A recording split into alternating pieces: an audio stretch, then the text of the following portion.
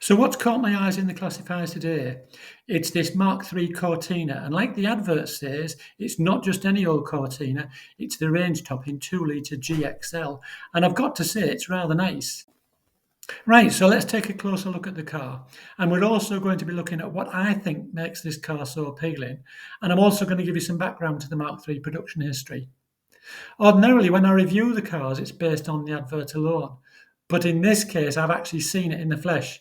And that means I can say, in my opinion, this first picture, I think undersells the car because it's much better than it looks here. Right, let's go and have a look. Now, the Cortina went on sale on the 23rd of October 1970. But sales got off to a particularly slow start because of production difficulties. And it culminated with a 10-week strike at Ford's plant between April and June of 71. And they reckon it cost Ford a loss in production of something like 100,000 cars.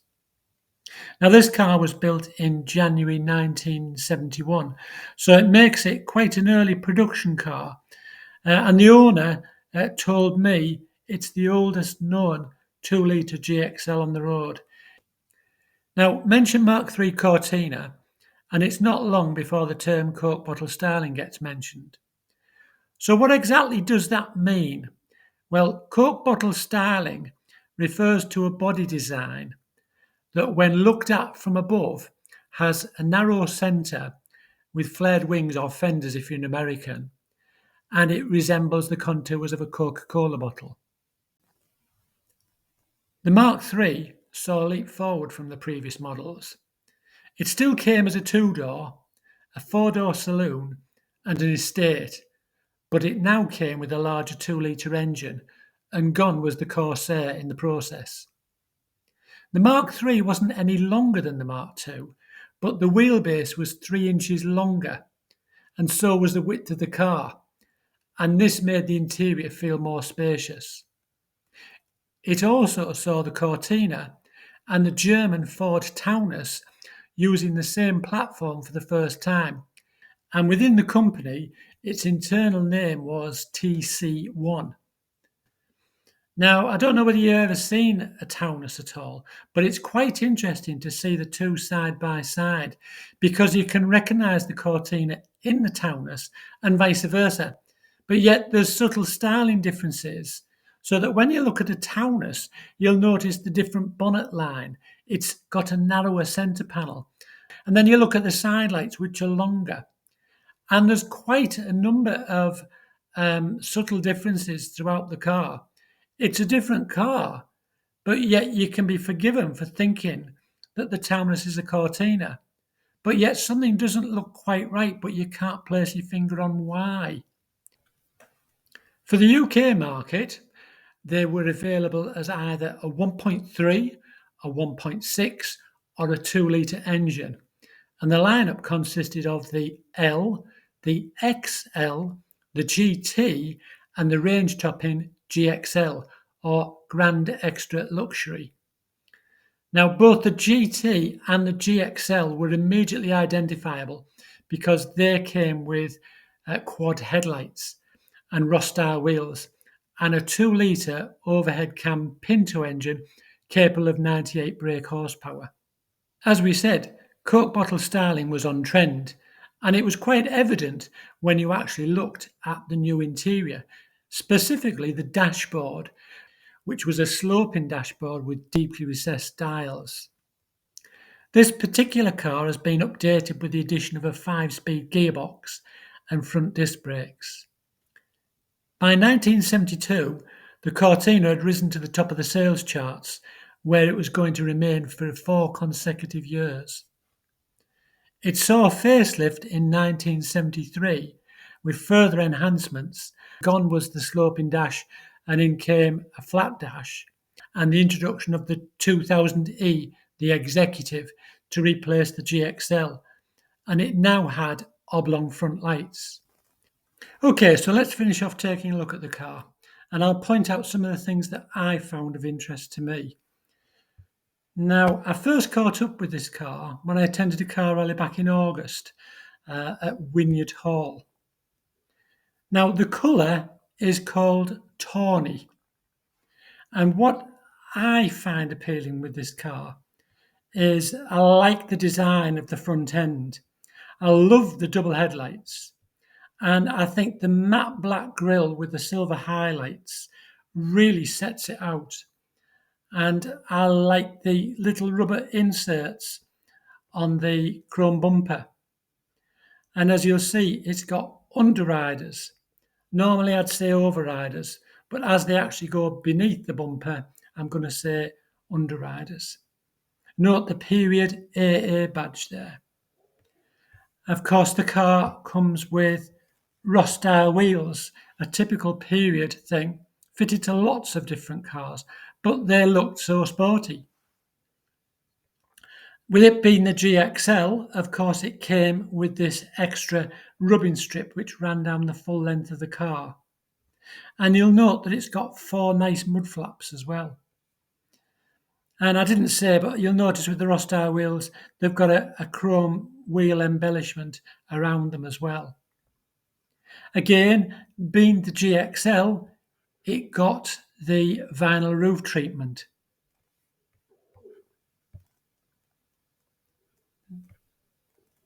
Now, I was talking about I first caught up with this car at the rally in August, and if proof was ever needed, there I am in the background talking to the owner. Not the best picture, but there you go. And I didn't know that until I actually was looking through the advert. Nicely detailed engine bay. And another thing that I found interesting was the period features that the gentleman had in the car. You'll notice in the little cubby box thing there of the centre console, he's got a packet of Players number 6, John Players number 6. And he's got some period money as well. And it's also got 4 instruments in the centre console, which were a fitment just for the GXL, and apparently they all work as well. The interior is in absolutely fantastic condition. Well, as is the car. I just couldn't fault it, and I think it's gorgeous. That steering wheel, to me, it reminds me a bit of a boomerang. And these imitation wood may not appeal to everybody, but it was so period, and I think it looks quite well actually. I quite like it. Yeah, you can't beat having the real thing, but I think it just speaks volumes about the period, and I do think it looks well actually. I think it lifts the interior. Those rear seats, aren't they gorgeous?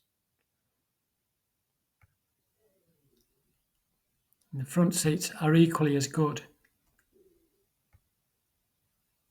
I like these little bright strips that run around the wheel arches as well. They just lift the car and just make the little details make a big difference.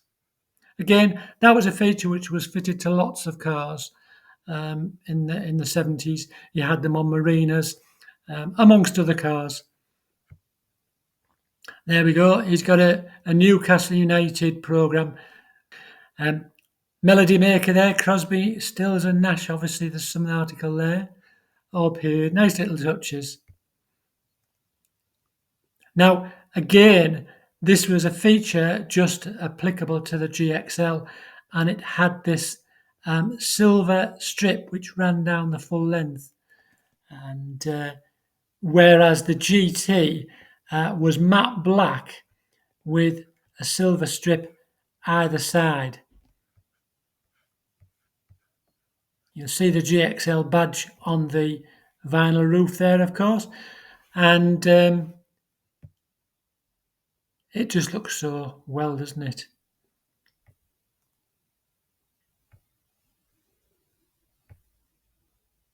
I think that's at Darlington, I think.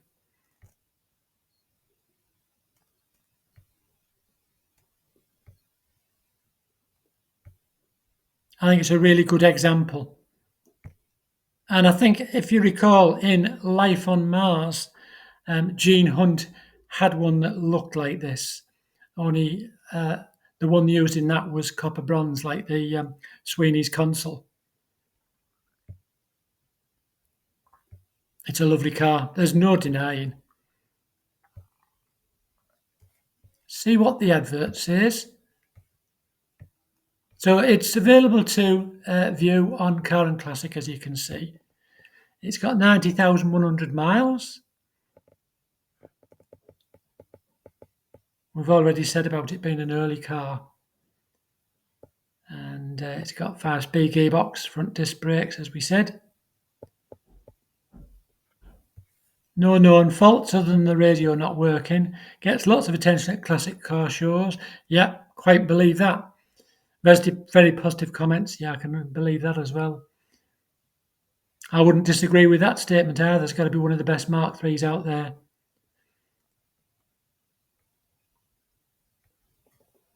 Well, that is a lovely car, and I'm pleased to have been able to bring that to you. And the following couple of images are just a few pictures that I caught when I first saw the car at Wynyard Hall.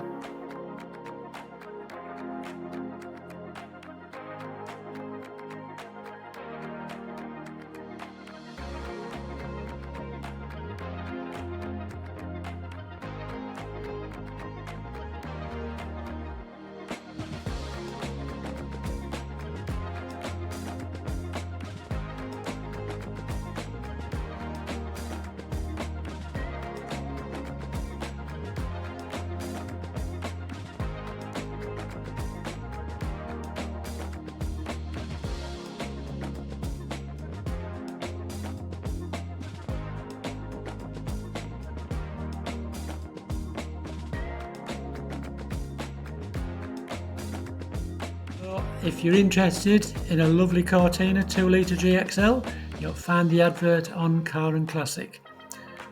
I'm going to leave it there, and I'm going to say once again, thanks for joining me. I hope you've enjoyed it as much as I have. And until next time, take care.